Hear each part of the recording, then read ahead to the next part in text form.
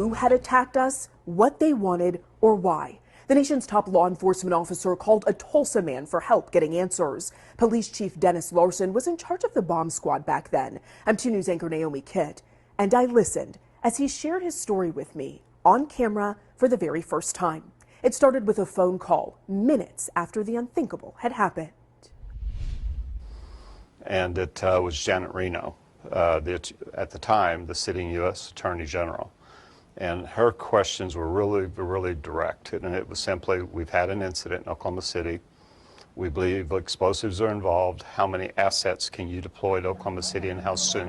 When the U.S. Attorney General asks how soon, it means now. Janet Reno sent a chopper from a nearby Tulsa base.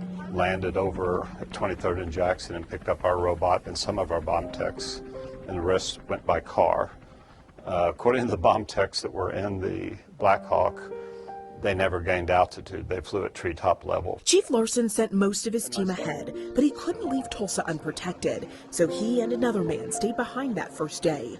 When the others arrived in downtown Oklahoma City, they found a scene that was almost indescribable. Got one here!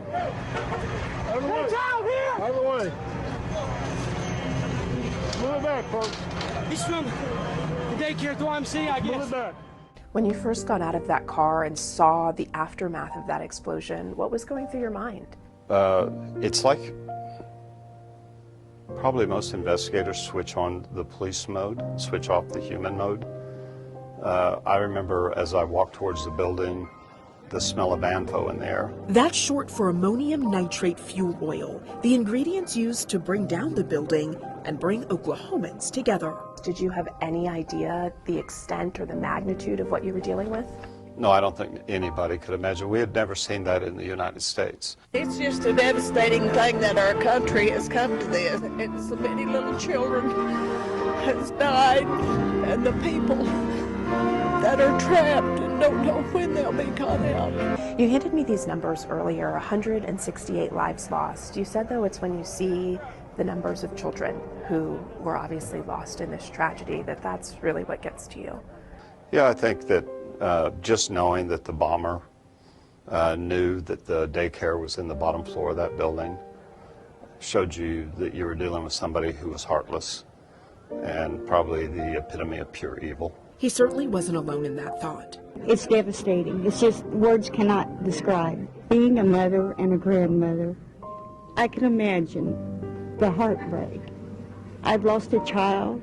Because of this guy, I might have lost my 3-year-old daughter and my husband and my 4-year-old. So whoever did that, I hope you're happy. Between the complete shock, the sound of sirens, and Good Samaritans helping those too hurt to help themselves. It's on its way. It's this real busy moment right now. So as soon as we can get you an ambulance here, we're going to have you in here. All right? Some blankets!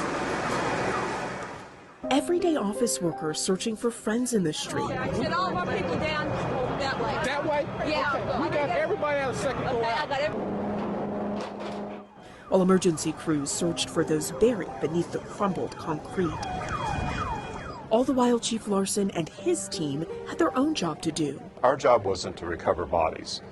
Our job was to recover every piece of the vehicle that was the actual bomb, so the FBI and the hazardous device lab could put the vehicle back together. It was a hard, dangerous, and emotional job, but the team did catch a break, or in this case, an axle. That the rear axle of the truck, when it compressed and was blown down, actually jumped a building and landed on a small car. On the mangled piece of metal was a magic number, the vehicle VIN.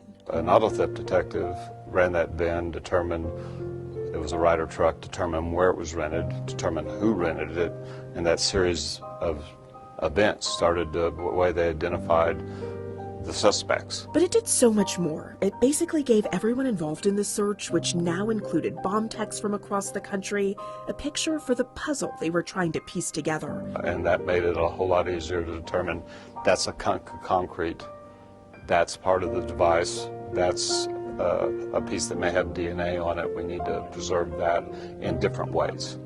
and everything that was part of the vehicle, part of the explosive device, part of the firing train, went to a certain building where they were reconstructing the actual vehicle. It may have made the job easier, but it didn't make it go any faster. They spent just over 100 days working at the site. You were gone weeks at a time. Talk to me about how that worked when you have young children at home. The children were not old enough to know the gravity of what I was doing.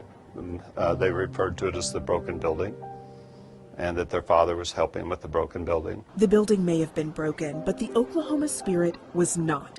The chief says people everywhere wanted to do whatever they could to help. You could not walk into a building, you could not walk in to get toothpaste that you could pay for anything. And no matter how hard you tried, I need a toothbrush. Here's the toothbrush. Let me pay for it. No, you can't pay for it. No, I want to pay for it. And the argument would ensue about, but the generosity of the people there. They knew what we were there for, and the city and the entire state took care of us. We could want for nothing. Despite the generosity, nothing could erase the reason they were there. Nothing could make it okay. 3 decades later, and Chief Larsen has never been back to that spot that consumed his every waking moment, even invading his dreams. It's an honored site. We lost treasure, from children to grown adults to wives to grandparents to 168 souls.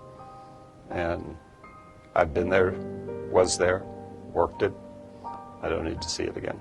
Are there lessons from that time period that you carry with you to this day in your role as chief? There are when I quietly look at what I consider soft targets, and I see something that I think is out of place.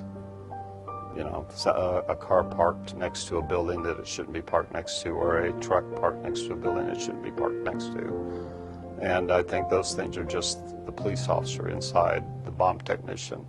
You always look at what's surrounding federal buildings and federal institutions, because they tend to be targets. The man who changed our world 30 years ago hoped to drive a wedge between everyday people and the government.